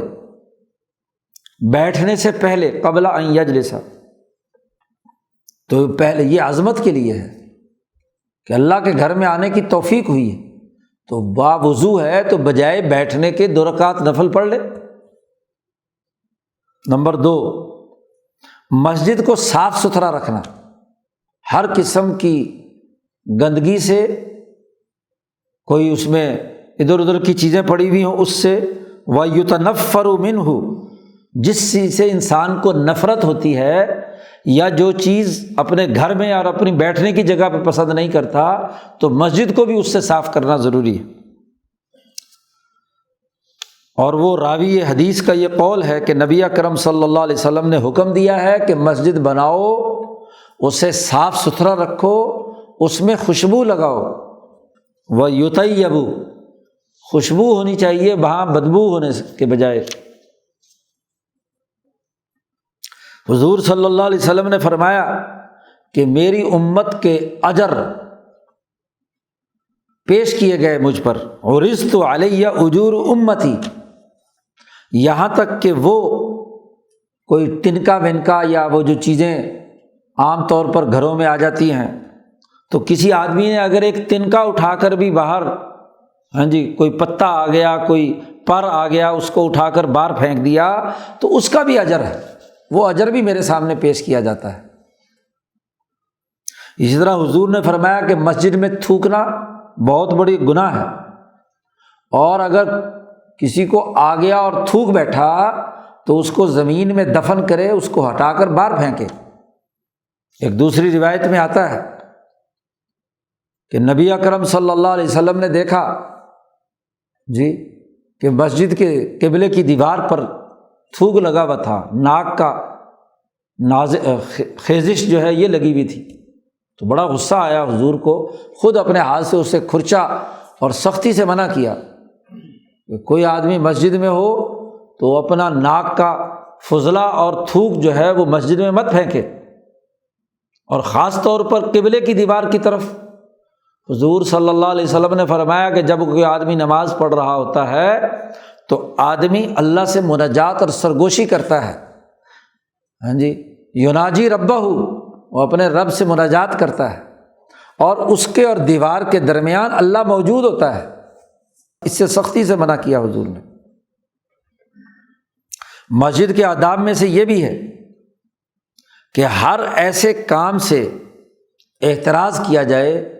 کہ جو عبادت کرنے والوں کو تشویش میں مبتلا کرے، نماز پڑھنے والوں کی نماز خراب ہوتی ہو۔ اور بازار میں جیسے شور مچ رہا ہوتا ہے، کچری بیچ رہے ہوتے ہیں، ایسی آوازیں نہیں آنی چاہیے تاکہ نماز پڑھنے والے جو ہیں وہ ڈسٹرب نہ ہو۔ تو حضور نے منع فرمایا۔ حضور نے فرمایا ایک آدمی مسجد میں سے تھا اور تیر تھے اس کے ہاتھ میں، تو اس کی آگے جو نوک تھی وہ سامنے تھی، اور ایسے ہاتھ ہلا ہلا کر، تو حضور نے کہا کہ بھائی مسجد میں ہو، یہ بازار میں تھوڑا ہی ہو۔ ویسے تو بازار میں بھی اگر ایسی چیز چھری ہے یا کوئی لوکدار چیز ہے، اس کو سرے سے پکڑو ہاتھ میں، اس کی دستی آگے کی طرف ہونی چاہیے کہ کہیں خدا نہ خواستہ کسی کو لگ جائے تو زخمی تو نہ کرے۔ امسک بنصالھا۔ ان آداب سے متعلق احادیث کی تشریح شاہ صاحب نے کی۔ ایک حدیث میں حضور صلی اللہ علیہ وسلم نے فرمایا کہ جو آدمی مسجد میں اپنی کسی گمشدہ چیز کا اعلان کرے، تو حضور نے فرمایا کہ جس آدمی کو یہ سنو کہ وہ مسجد میں کسی گمشدہ بکری کا اعلان کر رہا ہے تو اس کو بد دعا دو، فلیقل، کہ تجھے یہ بکری کبھی نہ ملے، لا ردہ اللہ علیک، یہ تیری گمشدہ چیز تجھے بالکل نہ ملے۔ تو حضور نے منع فرمایا کہ اس کو بد دعا دو، بلکہ کہ لا ردہ اللہ علیک۔ حضور نے فرمایا فإن المساجد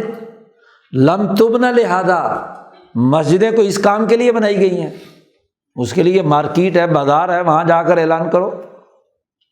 یہاں اعلان کرنے کی جگہ ہے۔ اسی طرح حضور نے فرمایا کہ اذا رأیتم، جب تم کسی آدمی کو دیکھو کہ مسجد میں خرید و فروخت کر رہا ہے، یبیع او یبتاع فی المسجد، تو اس کو بد دعا دو کہ اللہ تجھے اس تجارت میں کوئی پرافٹ نہ دے۔ فقولوا، کہو، لا اربح اللہ تجارتک، تیری تجارت میں کوئی نفع نہ ہو۔ اسی طرح حضور نے منع فرمایا کہ مسجد میں شعر و شاعری بھی مت کرو، نہا عن تناشد الاشعار فی المسجد، جی ساری محفلیں ہی مسجد میں ہوتی ہیں،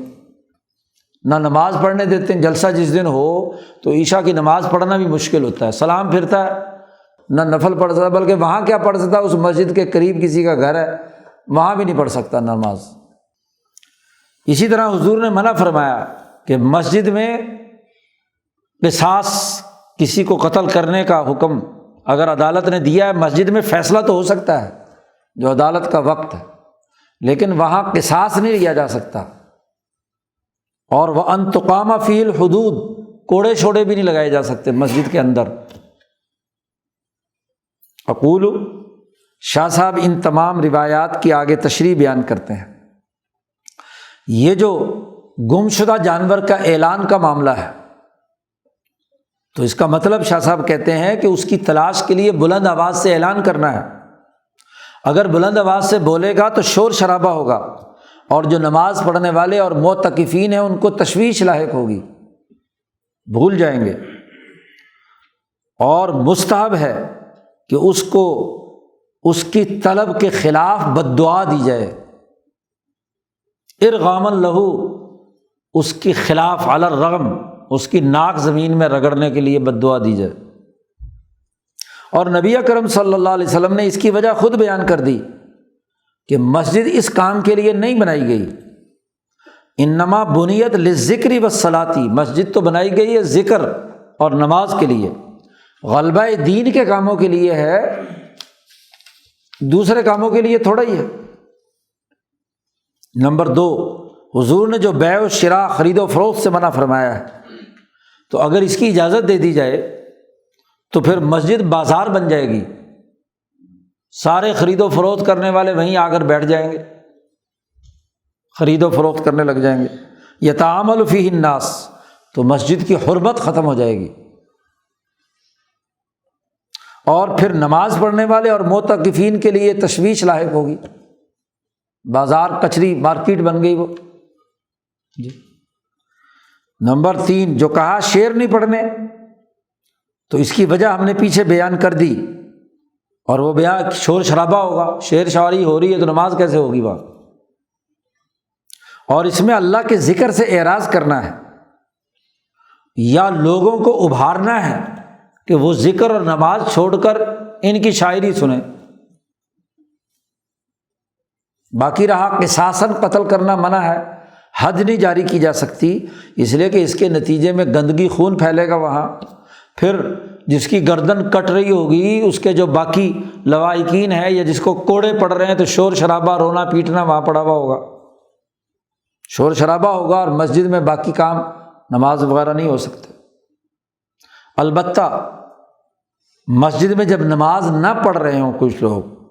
تو نبی اکرم صلی اللہ علیہ وسلم کی مدح میں اور اللہ کی تعریف میں شعر پڑھے جا سکتے ہیں، اور وہ بھی وہ مخصوص شعر جو اس دور کے طاغوت کے بدن میں آگ لگائیں، وغیظ الکفار،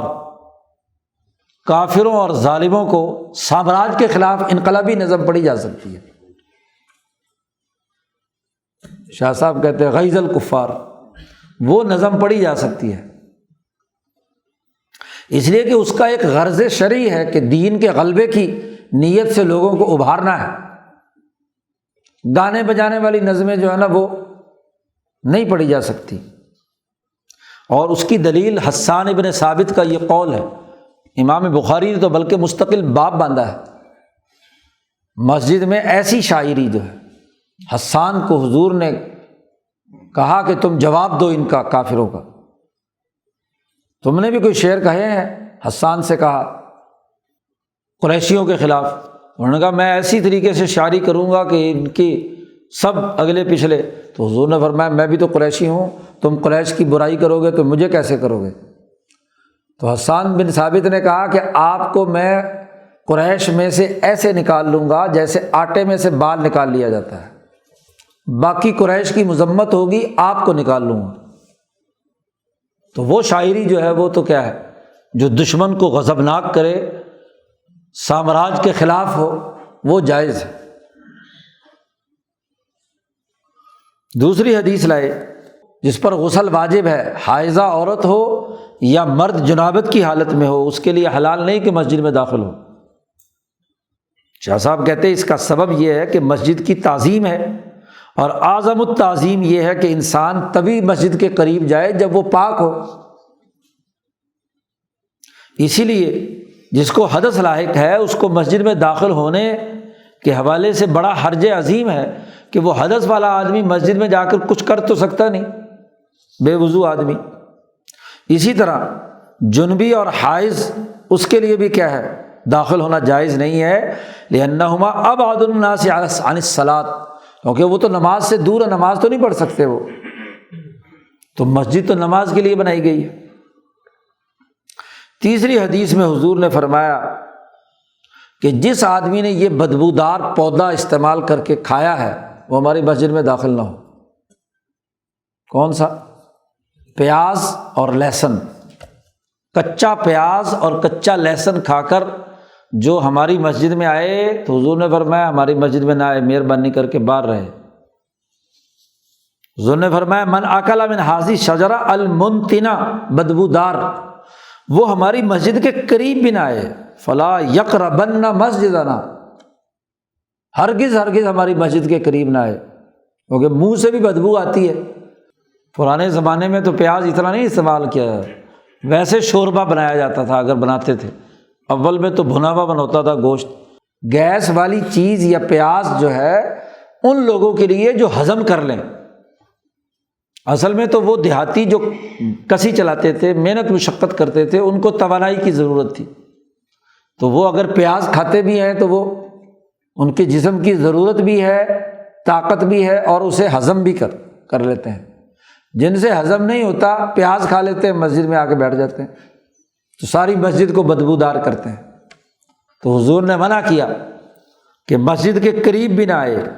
اس لیے کہ اس پیاز کی بو سے فرشتوں کو تکلیف ہوتی ہے۔ حضور نے مشاہدہ کیا کہ فإن الملائکۃ تتعظی، فرشتوں کو تکلیف ہوتی ہے ان تمام چیزوں سے جس سے انسان کو تکلیف ہوتی ہے۔ بدبو کون پسند کرتا ہے؟ تو اس لیے منع کر دیا کہ کچا پیاز اور کچا لہسن کھا کر ہماری مسجد میں نہ آئے۔ شاہ صاحب کہتے ہیں یہ جو درخت بدبودار درخت ہے یہ پیاز ہے اور لہسن، ثوم ہے۔ یہ ثوم پنجابی والے تھوم کہتے ہیں، تو یہ اصل میں عربی کا بگڑا ہوا ہے، عربی میں ثوم اس کو کہتے ہیں، لہسن کو۔ اور پنجابی میں ایک اور لفظ پیاز کے لیے وصل، ہاں جی، بولا جاتا ہے، تو یہ بھی اصل میں عربی کا لفظ ہے بصل، جی، ہی البصل او الثوم۔ اور ان کے اندر چونکہ ہر ایک دونوں بدبودار ہیں، اور تعزی کا مطلب یہ کہ نفرت ہوتی ہے، اس سے کراہت ہوتی ہے آدمی کو، اس لیے کہ انسان اور فرشتے اچھے اخلاق اور پاکیزہ چیزوں کو پسند کرتے ہیں، ان کی ضد کی والی چیزوں سے دور بھاگتے ہیں۔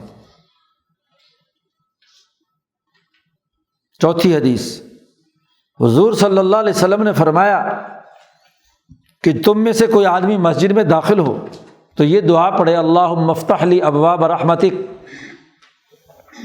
اور جب مسجد سے نکلے تو یہ دعا پڑھے اللہم انی اسألک من فضلک۔ باہر نکلتے وقت من فضلک ہے اور اندر داخل ہوتے وقت رحمت کا ذکر ہے، تو رحمت اور فضل کا بڑا لاجواب فرق بیان کیا ہے یہاں شاہ صاحب نے، شاید ہی کسی نے اس پر توجہ دی ہو۔ روٹین میں لوگ بس دعا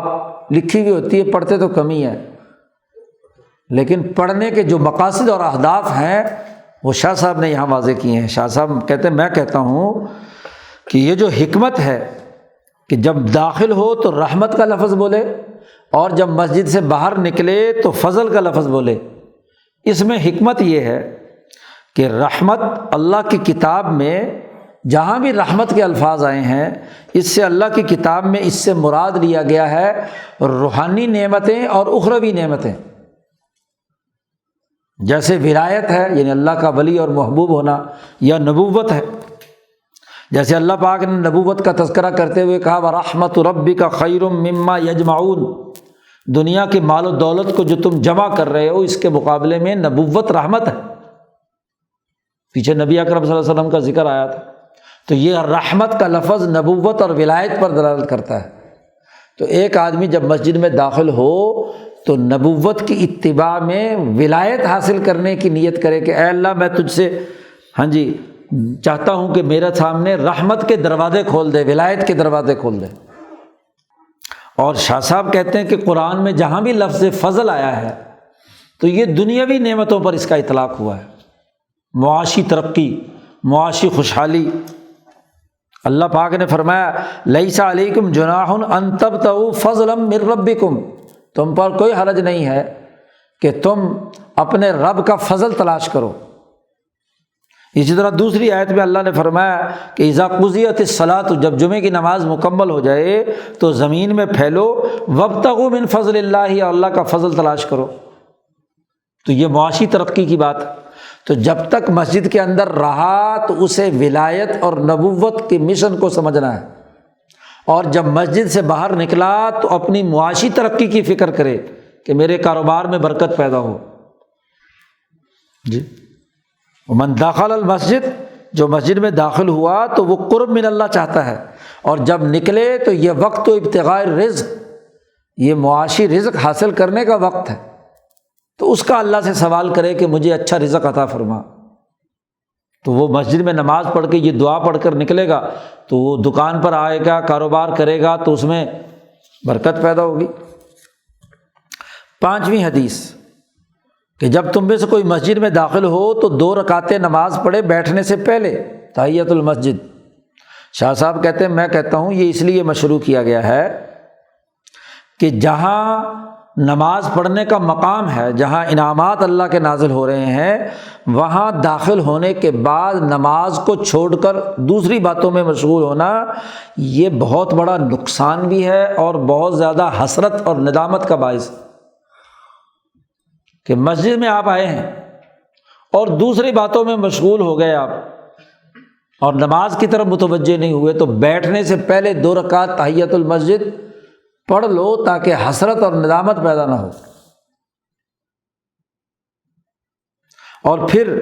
فی ضبط الرغبۃ فی الصلاۃ بامر محسوس، یہ 2 رکعتیں پڑھنے میں آپ رغبت ظاہر کر رہے ہیں کہ مجھے نماز کا شوق ہے فریضہ ادا کرنے سے پہلے۔ ایک امر محسوس یعنی 2 رکعت پڑھ کر آپ نے اپنی رغبت ظاہر کی، ایک ہے دلی رغبت، وہ تو دل میں ہے ہی، لیکن ظاہری طور پر بھی آپ نے 2 رکعت پڑھی تو اس کا اثر ہوا۔ وفی تعظیم المسجد، اور پھر 2 رکعت نماز پڑھنا اس میں مسجد کی عظمت بھی ہے، جیسا کہ پیچھے بھی بیان ہوا۔ نبی اکرم صلی اللہ علیہ وسلم نے ارشاد فرمایا 6ٹھی حدیث کہ ساری کی ساری زمین میرے لیے مسجد بنا دی گئی ہے، الارض کلھا مسجد، چند استثناءات کیے ہیں، ہر جگہ تم سجدہ کر سکتے ہو، 7 جگہیں آگے منع کی ہیں، 7-8 جگہیں، الا المقبرہ والحمام، مقبرہ یعنی قبرستان میں نماز نہیں پڑھنی، حمام پرانے زمانے میں بناتے تھے گرمی لینے کے لیے، چاہے پبلک حمام ہو یا گھر کا حمام ہو، وہاں بھی نماز نہیں پڑھی جائے گی۔ نبی اکرم صلی اللہ علیہ وسلم نے 7 مقامات سے منع فرمایا۔ ایک دوسری روایت مزبلہ، مقبرہ، مسجرہ، قارعۃ الطریق، حمام، مواطن الابل، فوق ظہر بیت اللہ، جی یہ تمام چیزوں سے منع فرمایا ہے حضور صلی اللہ علیہ وسلم نے۔ مزبلہ جہاں یہ اونٹ وغیرہ باندھتے ہیں، جی، اور پیشاب روڑی شوڑی کی چیزیں پڑی رہتی ہیں۔ مقبرہ مسجرہ جہاں جانور ذبح کر کے ان کی اوج ووج ڈالتے ہیں، اونٹوں کو ذبح کرنے کی جگہ۔ راستہ، سڑک، شاہراہ، سڑک کے اوپر کپڑا بچھا کے نماز شروع کر دے، ٹریفک رکی ہوئی ہے ادھر کی ادھر کی، تو سڑک چل رہی ہے نا، لوگوں کو ایذا اور تکلیف پہنچانا ہے۔ اسی طرح حمام میں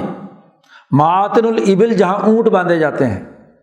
اور بیت اللہ کی چھت پر کھڑے ہو کر نماز پڑھنا، یہ بھی منع فرمایا ہے۔ اس کی تمام کی وجوہات آگے خود شاہ صاحب بیان کر رہے ہیں۔ ایسے ہی بابل والی زمین پر بھی نماز پڑھنے سے منع فرمایا حضور نے فرمایا یہ ملعون ہے جہاں عذاب آیا اللہ میاں کا۔ تو جن جگہوں پر اللہ کا عذاب آیا ہو وہاں نماز پڑھنے سے روک دیا۔ خود حضور صلی اللہ علیہ وسلم ایک سفر سے واپسی پہ فجر کی نماز قضا ہو گئی تھی،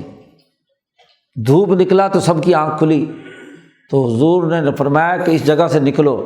یہ کوئی ملعون جگہ ہے، یہاں کوئی عذاب لگتا ہے اللہ کا آیا ہے جس نے ہمیں غفلت میں مبتلا کر دیا۔ تھوڑے فاصلے پر جا کر اس وادی سے نکل کر حضور نے اذان، اقامت اور پھر فجر کی نماز ادا کی قضا۔ شاہ صاحب اس تمام کی تشریح بیان کرتے ہوئے فرماتے ہیں کہ جو مزبلہ، پیشاب کرنے کی جگہ، اور جہاں یہ روڑی شوڑی پڑی ہوئی ہے، اس سے کیوں منع کیا؟ اس لیے کہ یہ گندگی کی جگہ ہیں، اور نماز کے لیے تو پاکیزہ اور صاف ستھری جگہ چاہیے۔ مقبرے سے اس لیے منع کیا کہ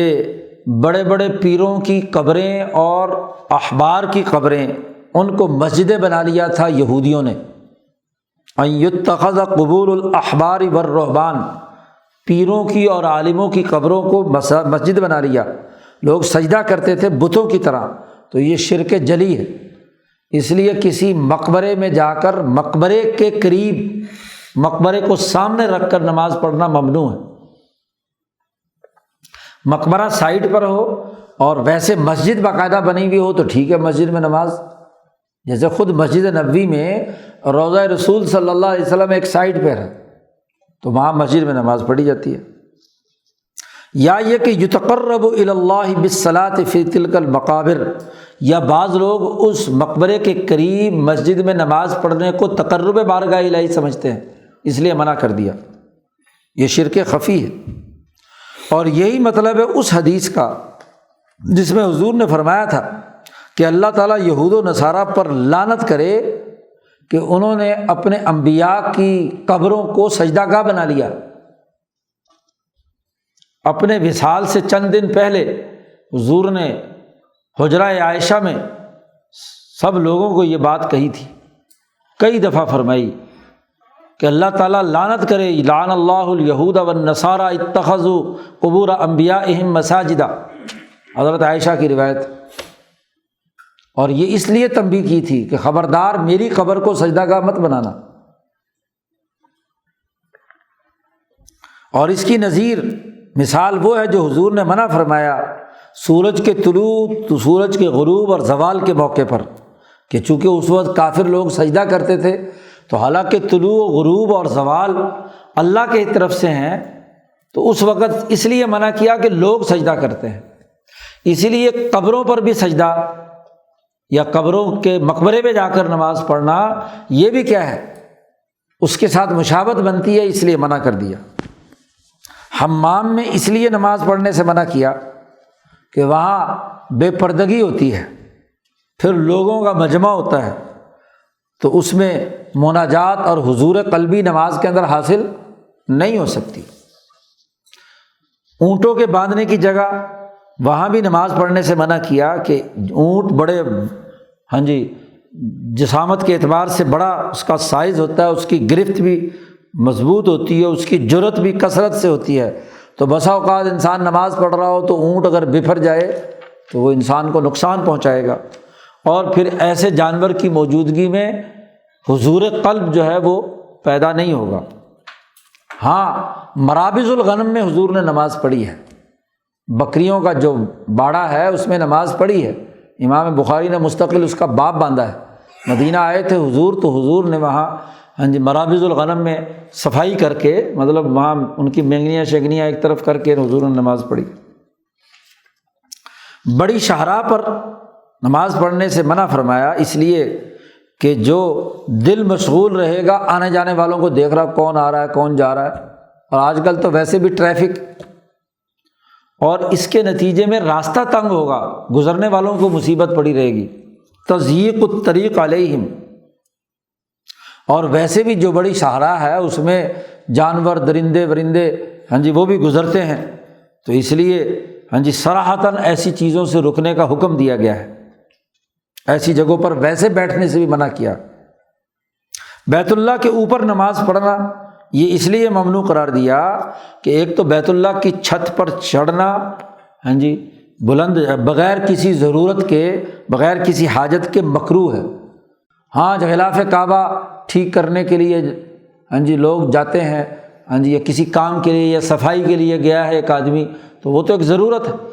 تو یہ کعبۃ اللہ کی بے حرمتی ہے کہ بلا ضرورت مسجد میں اس کی چھت پر آدمی چڑھے، اور یہ اس کی حرمت کی توہین ہے۔ اور پھر بیت اللہ کی چھت پر کھڑے ہو کر نماز پڑھنے میں یہ بھی ہے کہ استقبال قبلہ کیسے ہوا، اس میں بھی شک پڑ جاتا ہے، اس لیے منع کر دیا۔ وہ جو زمینیں جن پر عذاب آیا ارض الملعونہ،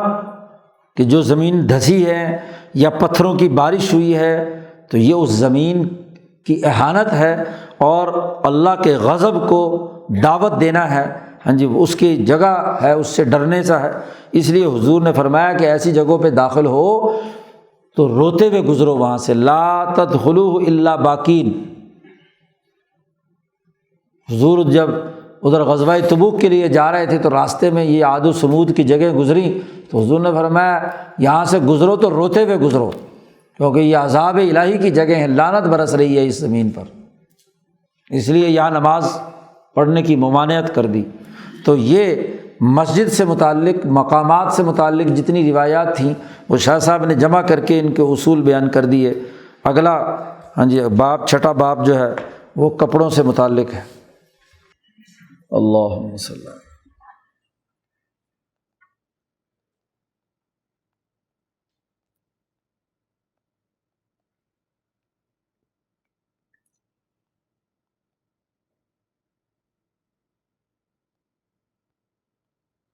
اجمعین۔